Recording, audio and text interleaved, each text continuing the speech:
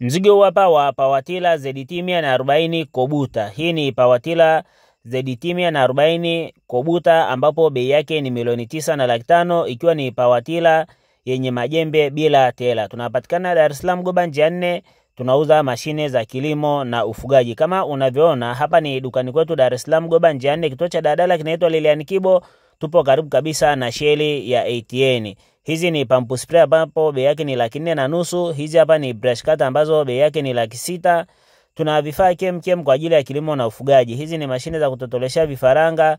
Hapa pia tunazo mashine za kutengeneza vyakula vya kuku. Tuna mashine za kusaga malisho ya mifugo ambapo bei inaanzia milioni 1,700,000. Tunazo pia mashine za kukamua alizeti. Pia zipo mashine za kuotesha mpunga. Pia zipo mashine kwa ajili ya kuoteshea mahindi, maharage, karanga na kadhalika. Kama unavyoona hapa ni maeneo ya Goba njia 4 dukani kwetu. Hii hapa ni mashine ya kukamua mafuta alizeti ambapo bei yake ni milioni 27.